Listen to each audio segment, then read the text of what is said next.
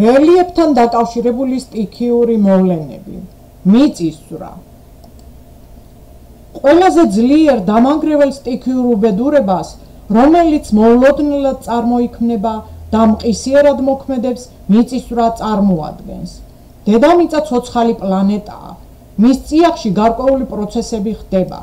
ჩვენს პლანეტაზე არის ფილაქნები, რომლის შეჯახების და ხახუნის შედეგად მიწისძვრები წარმოიქმნება. მიწისძვრა ერთ-ერთი ნათელი გამოვლინებაა მიწის უზარმაზარი შიდა ენერგიისა. მასთან სდევს ადამიანების მსხვერპლი და მატერიალური ზარალი.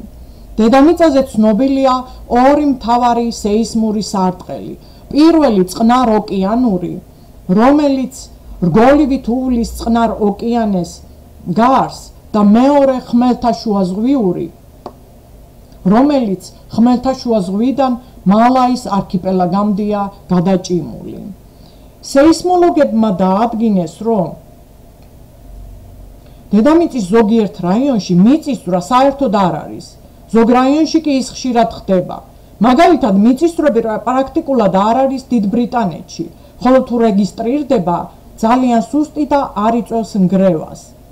მაგრამ იაპონიაში ან კალიფორნიის დასავლეთ სანაპიროზე, ამერიკის შეერთებულ შტატებში რეგულარულად არის მიწისძვრები. დაახლოებით 200 წელიწადში ერთხელ იქ სეისმური კატასტროფები ხდება.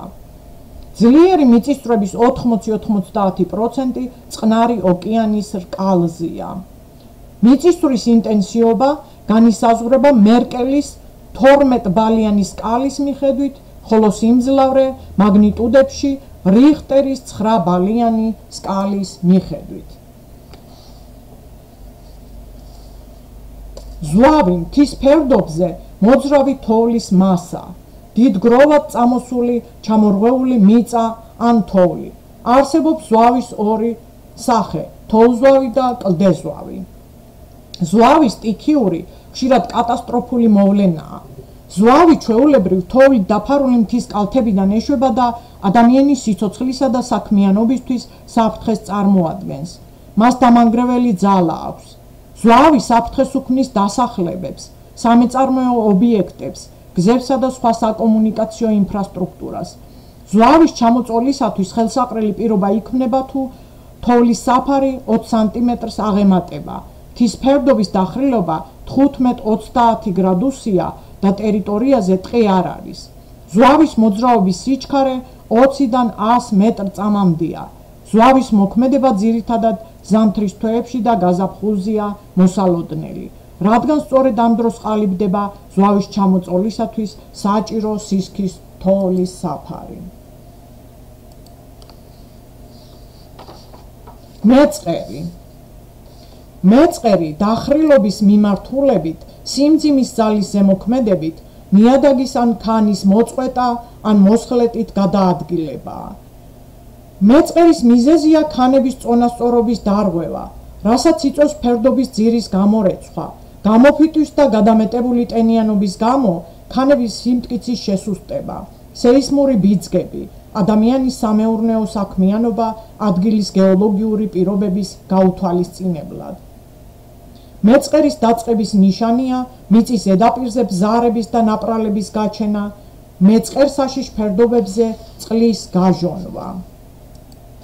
ღვარცოფი ანუ სელი. ღვარცოფებისა და მეწყერების შედეგად 1995 წლიდან საქართველომ 2 მილიონზე მეტი იზარალა, დაიღუპა 100-მდე ადამიანი.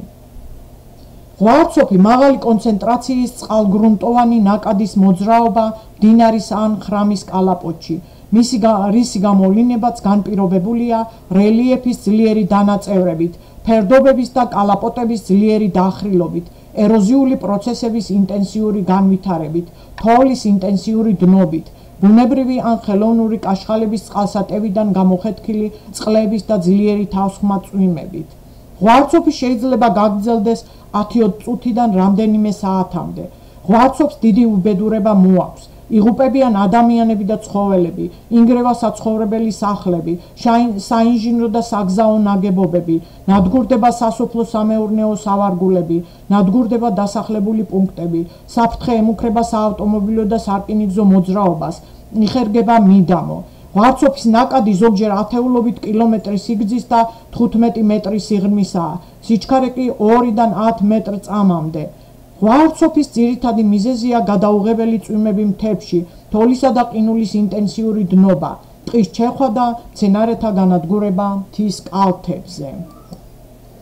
ეროზია.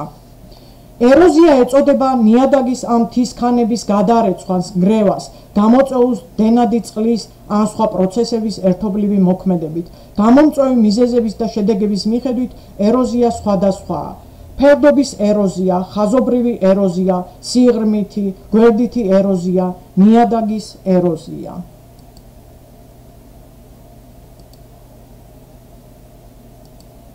მადლობა ყურადღებისათვის.